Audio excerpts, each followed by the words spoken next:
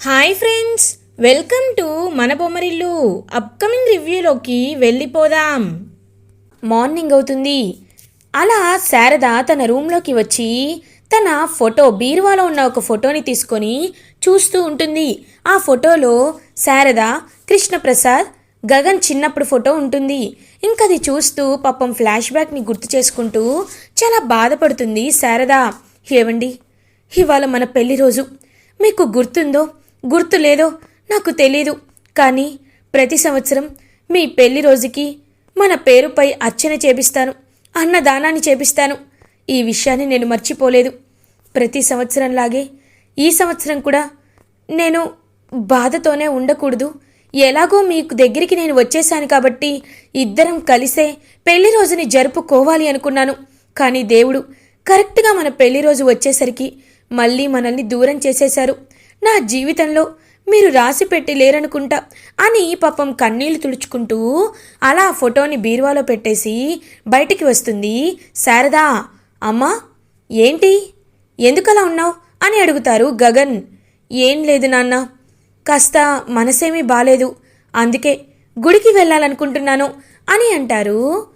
శారదా, సరేమ్మా, ఏముంది వెళ్దాం అని చెప్పి ఇంకలా గుడికి బయలుదేరుతారు గగన్, శారద, పూరి. అప్పుడే శివ, సార్ సార్ నేను కూడా వస్తాను సార్ అని అంటారు. ఓకే రా శివ, వెళ్దాం అని చెప్పి అంటారు. ఇంకలా నలుగురు కారులో హ్యాపీగా గుడికి రీచ్ అవుతారు. ఇంకా గుడిలో గగన్ ప్రదక్షిణలు చేస్తూ ఉంటే అప్పుడే కరెక్ట్గా గగన్ ఒక చోట ఆగుతాడు. ఆగి అలా చూస్తూ ఉండిపోతాడు. ఎందుకంటే గగన్ ఎప్పుడైతే భూమికి గుడిలో ప్రపోజ్ చేస్తాడో ఐ లవ్ యూ భూమి అని చెప్పి గట్టిగా ఆ ప్లేస్ వస్తుంది. ఆ ప్లేస్ని చూసి పాపం మెమొరీస్ని గుర్తు చేసుకుంటూ ఇక్కడే కదా అర్థం లేని నా ప్రేమ మొదలైంది, అలాగే ముగిసిపోయింది. రోజులు ఎంత త్వరగా గడిచిపోయాయో. ప్రేమ పుట్టడము, మొదలవ్వడము, చిగురించడము, మళ్ళీ నాశనమైపోవడం అన్నీ చిటికలో జరిగిపోయాయి. స్వామి, నేను నిన్ను కోరుకోవాలని కూడా అనుకోవటం లేదు, ఎందుకంటే నీపై నమ్మకాన్ని నేను మళ్ళీ కోల్పోయాను. ఒకవేళ నిజంగా నా జీవితంలో భూమి రాసి పెట్టుంటే అది ఎవ్వరూ ఆపలేరు కదా, ఆఖరికి నువ్వు కూడా. కాబట్టి నాకు తెలియాలి, భూమి నా జీవితంలో ఉందో లేదో నాకు తెలియాలి అని చెప్పి గగన్ మనస్ఫూర్తిగా దేవుడికి కోరుకొని వెనక్కి తిరిగి చూసేలోపు అక్కడ భూమి కనబడుతుంది. ఒక్కసారిగా గగన్ షాక్ అయిపోతారు. హాయ్ బావా, ఏంటలా చూస్తున్నారు? ఓ, నేనిక్కడికి వచ్చాననా అని అంటుంది. ఇదేంటి, భూమిని నేను ఇలా తలుచుకోగానే భూమి ఇక్కడికి వచ్చేసింది, ఇది కళ నిజమా అని అలా చూస్తూ ఉండిపోతాడు గగన్. వెంటనే గగన్ బుగ్గపై గట్టిగా గిల్లుతుంది భూమి. ఆ, ఏమైంది, ఎందుకలా గిల్లుతున్నావు అని అడుగుతాడు గగన్. ఏం లేదు బావా, నేను వచ్చానా రాలేదా అని మీరు టెస్ట్ చేస్తున్నారు కదా, నేను నిజంగా వచ్చానని చెప్పడానికి గిల్లాను అని నవ్వుతూ చెప్తుంది భూమి. అయినా నువ్వు ఈ గుడికే ఎందుకు వచ్చావు అని అడుగుతారు. అదేంటి బావా, మా ఇంటికి మీ ఇంటికి దగ్గరలో ఇదే గుడి ఉంటుంది కదా, అందుకే ఇక్కడికే వచ్చాను. సరే, మీరు దేవుడికేదో బలంగా కోరుకుంటున్నట్టున్నారు, కోరుకోండి. ఒకటి మాత్రం నిజం, నేను మీ జీవితంలోకి రాకుండా మళ్ళీ మిమ్మల్ని ప్రేమించకుండా అస్సలు ఉండలేను, ఆ విషయాన్ని గుర్తుపెట్టుకోండి అని చెప్పి అక్కడి నుండి వెళ్ళిపోతుంది భూమి. ఏంటిది, నిజంగా నాకేమీ అర్థం కావట్లేదు. నేను ఇలా తలుచుకున్న వెంటనే భూమి వచ్చింది అంటే మా ఇద్దరిది నిజంగా బలమైన బంధమా అని ఆలోచిస్తూ ఉంటాడు గగన్. అలా ఇంక భూమి శారద అండ్ పూరి దగ్గరికి వస్తుంది. శారద భూమిని చూడగానే అమ్మ భూమి అని చెప్పి భూమిని హక్ చేసుకుంటుంది. అత్తయ్య ఎలా ఉన్నారు అని అడుగుతుంది. నాకేంటమ్మా, నేను బాగానే ఉన్నాను. అవును భూమి, నువ్విప్పుడు ఈ గుడికి వచ్చావని మీ నాన్నకి తెలుసా?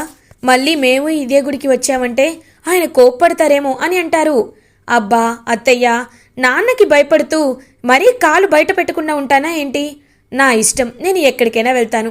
నాన్న అడిగితే నాన్నకు కూడా అదే చెప్తాను. ముందు మీరు భయపడ్డం మానేయండి అత్తయ్య, మీరు సంతోషంగా ధైర్యంగా ఉండాలి. ఇదిగో మీరిలా భయపడుతున్నారు కాబట్టే ఆ అపూర్వ మిమ్మల్ని కీలు బొమ్మని చేసి ఆడిస్తోంది. కాబట్టి మీరు ధైర్యంగా ఉన్నారనుకోండి, అప్పుడు అందరూ ధైర్యంగా ఉంటారు. ఇది గుర్తుపెట్టుకోండి అత్తయ్య అని అంటుంది భూమి. అప్పుడే ఇంకా పంతులు గారు వచ్చి, అమ్మ మీ పేరుపై కృష్ణప్రసాద్ గారి పేరుపై అర్చన చేశాను, ఇదిగోండమ్మా అని చెప్పి ఆ పూల బుట్ట ఇచ్చి అక్కడి నుండి వెళ్ళిపోతారు. అత్తయ్య, ఇవాళ మీరు కృష్ణప్రసాద్ మావయ్య గారిపై అర్చన చేయించారా అని అడుగుతారు. అవునమ్మా భూమి, ఎందుకంటే ఇవాళ మా పెళ్లి రోజమ్మా అని అంటారు శారద. ఇంక పూరి పాపం చూస్తూ ఉంటుంది. అమ్మా ఏంటమ్మా, ఏంటి పెళ్లి రోజు? ఆయన మన జీవితాన్ని ఎంత అన్యాయం చేశాడో తెలిసాక కూడా నువ్వింకా ఇలాంటి రోజులు గుర్తుపెట్టుకుంటున్నావా అమ్మా? మొన్న నీకు అన్యాయం జరిగిందంటే దానికి కారణం ఆయనే కదమ్మా అని అంటుంది పూరి అలా మాట్లాడద్దు, ఇంకా అత్తయ్య బాధపడతారు. చూడు పూరి, దేనికైనా ఒక కారణం ఉంటుంది. నిజం, మావయ్య అందరికీ తప్పు చేసేంత పెద్దవాడు కాదు, అంటే పెద్ద తప్పు చేసే వ్యక్తి కాదు. మావయ్య ఎప్పుడు చాలా న్యాయంగా ఉంటారు. అలాంటిది శారదా అత్తయ్యని వదిలేసి మీరా అత్తయ్యని పెళ్లి చేసుకున్నారంటే దాని వెనకేదో కారణం ఉండే ఉంటుంది. కానీ అక్కడ కావాలని ఏదో ఆస్తి కోసమో లేకపోతే ఇంక దేనికోసమో మావయ్య మీరా అత్తయ్య మెల్లో తాళి కట్టలేదు. ఇది నేను చెప్తున్నాను. శారదా అత్తయ్య, మీరు కన్నీళ్లను తుడుచుకోండి, బాధపడకండి. మీ మనసులో మీరు మావయ్యపై ఎంత ప్రేమ పెట్టుకున్నారో నాకు అర్థమైంది. మీ ఇద్దరి పెళ్లి రోజుని నేను దగ్గరుండి జరిపిస్తాను అని అంటుంది భూమి. వద్దమ్మా వద్దు, ఈ విషయం ఇటు గగన్కి తెలిసినా అటువైపు తనకి తెలిసినా నాకు ప్రమాదమమ్మా. ముందు ఆయన్ని వాళ్ళు చాలా చులకనగా చూస్తారమ్మా, వద్దు అని అంటుంది శారద. చూడండి, ఎవ్వరికీ తెలియకుండా నేను చూసుకుంటాను. మీరేమి కంగారు పడకండి అత్తయ్యా. రండి చెప్తాను. పూరి, నీకు ఒక ప్లాన్ చెప్తాను, అలా చెయ్యి సరేనా అని చెప్పి ఒక ప్లాన్ చెప్తుంది భూమి. ఇంకలా శివ దగ్గరికి వచ్చి శివ అని అంటుంది. అక్క అని అంటాడు శివ. అక్క అని పిలవద్దు. చూడు శివ, నువ్విప్పుడు బావని మాయ చేయాలి అని అంటుంది. ఏంటక్క మాయ చేయాలా? చెప్పక్క, ఏం చేయాలో చేసేస్తాను అని అంటారు. నేను చెప్తానుగా, నువ్వెళ్ళు అని చెప్పి ఒక ప్లాన్ చెప్తుందనమాట భూమి. సరే అని చెప్పి అలా ఇంకా వెళ్ళిపోతారు. సో శారదని పూరిని ఇంటి దగ్గర డ్రాప్ చేసేస్తాడనమాట గగన్. భూమి కూడా అక్కడి నుండి వెళ్ళిపోతుంది. ఇంకప్పుడే గగన్ ఆఫీస్కి బయలుదేరాలనుకుంటే, సార్ మిమ్మల్ని ఒక్కటి అడగచ్చా అని అంటాడు శివ. ఏమైంది శివ అని అడుగుతారు. చెప్పు శివ అని అడుగుతారు గగన్. సార్, యాక్చువల్గా రేపు మా అమ్మ పుట్టినరోజు సార్. అందుకే మా అమ్మ పుట్టినరోజుని నేను గుర్తు చేసుకోవాలనుకుంటున్నాను. మీ అమ్మగారు నాకు అమ్మలాంటి వారే కదా సార్. అందుకే ఒక కేక్ కొని సెలబ్రేట్ చేయాలనుకుంటున్నాను సార్. నేను ఊరు నుండి కొన్ని డబ్బులు తెచ్చుకున్నాను సార్. ఆ డబ్బులతో కేక్ కొందాం సార్ అని అంటారు. వద్దు, అయినా ఆ డబ్బులతో ఎందుకు, నేను కొంటానులే రా అని చెప్పి అలా ఇంకా గగన్ బేకరీకి తీసుకువెళ్ళి కేక్ కొనాలని చెప్పి చూస్తాడు. శివ హ్యాపీగా చూస్తూ ఉంటాడనమాట గగన్ వైపు. ఇంకలా గగన్ అయితే, చెప్పు మీ అమ్మగారి పేరేంటి అని అడుగుతారు. సార్, పేరెందుకులేండి సార్, మీ అమ్మగారి పేరే రాసేద్దాం, శారద గారు అని అంటాడు శివ. హో, మరి మీ నాన్న పేరు అని అడుగుతారు. సార్, మా అమ్మ పేరు శారద, మా నాన్న పేరు కృష్ణ అని అనేసరికి ఒక్కసారిగా షాక్ అయిపోతాడు గగన్. ఏంటి అని అంటారు. అవును సార్, కృష్ణ అని చెప్తారు. సరే, కృష్ణ అని రాయండి అని చెప్తాడు గగన్. అలా ఇంకా కేక్ని తీసుకొని గగన్ ఇంటికి రీచ్ అవుతాడు. ఇది ఇలా ఉండగా భూమి కృష్ణప్రసాద్కి కాల్ చేసి, మావయ్య నేను చెప్పినట్టు ఇక్కడికి రండి అని అంటారు. భూమి, నేనిప్పుడు శారద ఇంటికి అని అంటారు. మావయ్య, నాకు అత్తయ్య అంతా చెప్పారు. మీ పెళ్లి రోజుని మీరు హ్యాపీగా జరుపుకోవాలి. అయినా మీరు మొదటిగా తాళి కట్టింది శారద అత్తయ్య మెల్లోనే. అలాంటప్పుడు మీరు సంతోషంగా ఉండాలి కదా, రండి మావయ్య అని చెప్పి ఇంకా పిలిపిస్తుంది. అలా ఇంకా వెళ్తారనమాట కృష్ణప్రసాద్ చెప్పినట్లే. ఇంకలా శారదని చూస్తూ ఉంటారు. పాపం శారద కృష్ణప్రసాద్ వైపు చూస్తుంది. ఇద్దరిని ఇంకలా కలిపి దగ్గరగా ఉంచి కేక్ అయితే ఎప్పుడు వస్తుందని వెయిట్ చేస్తూ ఉంటుందన్నమాట. అప్పుడే శివ, ఇదిగో కేక్ వచ్చేసింది అని చెప్పి చెప్తారు. సో ఇంకా కేక్ రాగానే హ్యాపీగా కేక్ కట్ చేయడానికి ముందుకు వస్తారు శారద అండ్ కృష్ణప్రసాద్. ఏంటి కేక్ తీసుకొని వెళ్ళిపోయాడు, కానీ నేను కీస్ మర్చిపోయాను కదా అని చెప్పి ఇంకా అలా ఒక ఆఫీస్ డ్రా కీస్ కోసం వెనక్కి వస్తాడనమాట గగన్. ఒక్కసారిగా శారదా కృష్ణప్రసాద్ ఇద్దరు కేక్ కట్ చేయడం చూసి షాక్ అయిపోతాడనమాట. గగన్ ఆపండి అని గట్టిగా అరుస్తాడు. ఒక్కసారిగా షాక్ అయిపోతుంది భూమి. చూడు బావా, వాళ్ళిద్దరి సంతోషాన్ని ఆపే హక్కు మనకి లేదు బావా. ఎందుకంటే చూడు, ఒకసారి శారదా అత్తయ్య మొహాన్ని చూడు, ఎంత ఎంత సంతోషంగా ఉన్నారో. అయినా అత్తయ్య సంతోషమే కదా నువ్వు కూడా కోరుకునేది. కృష్ణప్రసాద్ మావయ్య ఎందుకలా బిహేవ్ చేస్తున్నారో నీకు తెలీదు, కానీ ఒక్కసారి నువ్వు గతాన్ని తెలుసుకుంటే ఇలా ఇలా అనవు బావా అని అంటుంది భూమి. భూమి, నీకు తెలీదు, ఏం జరిగిందో నీకు తెలీదు. ఈ పెద్ద మనిషి మమ్మల్ని ఆయన స్వార్థం కోసం వదిలేశాడని నీకు తెలీదు భూమి. అయినా నీతో మాట్లాడాల్సిన అవసరం నాకు లేదు. చూడండి మిస్టర్ కృష్ణప్రసాద్ గారు, మా అమ్మపై మీకు అంత ప్రేమ ఉంది కదా, మా అమ్మ అంటే మీకు చాలా ఇష్టం కదా. అలా అని మా అమ్మని ఇదిగో ఈ మీ మేనకోడలు భూమిని మీరు బాగా నమ్మించారు, ఒప్పించేశారు. కాబట్టి నేను మీ నాటకాల్ని ఒప్పుకోను, ఇక్కడి నుండి బయలుదేరండి అని అంటాడు గగన్. చూడు గగన్, నేను కావాలని మిమ్మల్ని వదిలేలేదురా. దాని వెనకాల ఒక పెద్ద కుట్రుందిరా. దీనంతటికీ కారణం ఆ అపూర్వనేరా అని అంటారు.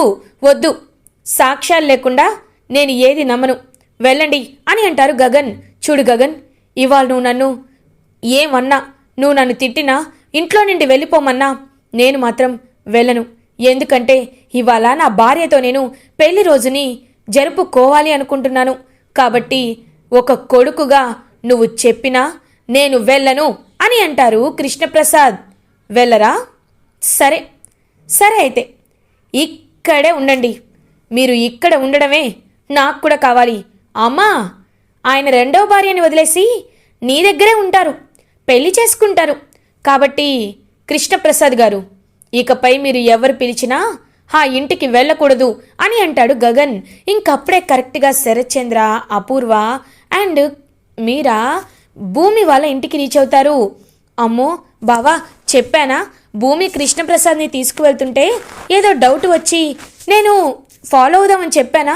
చూసావా బావా, చూసావా వీళ్ళ ప్లాను అని అంటుంది అపూర్వ.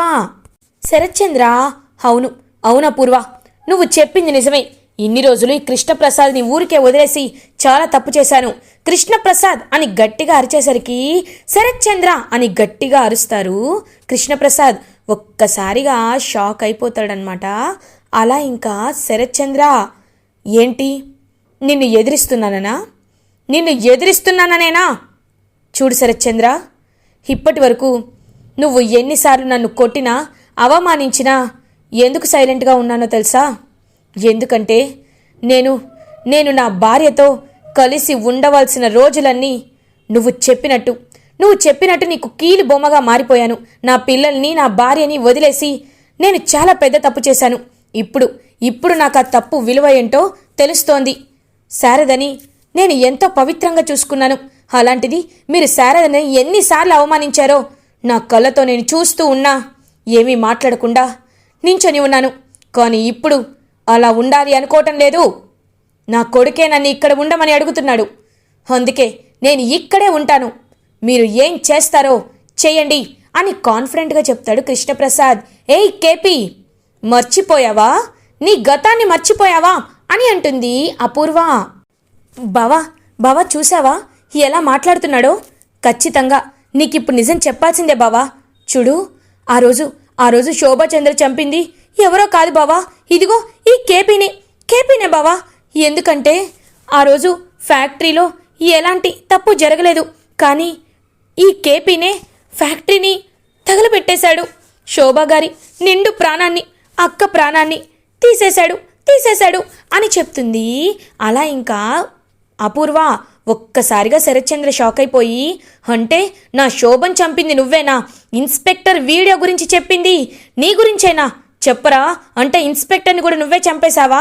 ఇన్స్పెక్టర్ చెప్పిన ఆధారం నీ దగ్గరే ఉందా అని చెప్పి కృష్ణప్రసాద్ కాలర్ పట్టుకుంటాడు శరత్చంద్ర. వెంటనే శివ, సార్ ఆగండి సార్, మీరేదో వీడియో అంటున్నారు, ఇన్స్పెక్టర్ అంటున్నారు, ఆ వీడియో అని అంటారు. ఇంకా ఒక్కసారిగా కృష్ణప్రసాద్ భూమి చూస్తుంది. శివ, నీకు ఇది తెలుసా? వీడియో గురించి నీకు తెలుసా అని అడుగుతారు. అక్క ఒక్క నిమిషం అని చెప్పి రూమ్లోకి వెళ్ళి టెడ్డీ బేర్ తీసుకొచ్చి అలా ఇంకా అందులో ఉన్న వీడియో రికార్డర్ని బయటకు తీస్తాడనమాట. వెంటనే శివ ఒక్కసారిగా వీడియో రికార్డర్ని చూసి భూమి షాక్ అయిపోతుంది. వెంటనే భూమి తీసుకొని ఓపెన్ చేసేసరికి అతి కిరాతకంగా ఎలా తను చంపిందో వాళ్ళ అమ్మని చూసి షాక్ అయిపోతుంది భూమి. వెంటనే అది అపూర్వ చూసేసరికి శరత్ చంద్రకు కూడా వీడియోని చూపిస్తుంది భూమి. ఒక్కసారిగా శరత్ చంద్ర ఆ వీడియోని చూసి షాక్ అయిపోతాడు. అంటే ఇన్నాళ్ళు నా వెంటే తిరుగుతూ నువ్వు ఇంత నీచానికి పాల్పడతావా? నిన్ను వదిలిపెట్టను అపూర్వ అని చెప్పి అపూర్వని గట్టిగా కొట్టడానికి వస్తుంటే అప్పుడే ఇంక అపూర్వ ప్రాణ భయంతో పరుగులు పెడుతూ అక్కడి నుండి పారిపోతుంది. భూమి, గగన్ అదంతా చూసి చాలా హ్యాపీగా ఫీల్ అవుతారు. అపూర్వ నిజస్వరూపం బయటపడేసరికి భూమి అయితే చాలా సంతోషంగా చూస్తూ ఉంటుంది. ఇలా ఎపిసోడ్ ఎండ్ అవుతుంది. ఫర్దర్ ఎపిసోడ్ రివ్యూస్ ముందుగా మీకు కావాలి అనుకుంటే మా ఛానల్ని సబ్స్క్రైబ్ చేసుకోండి. Thanks for watching.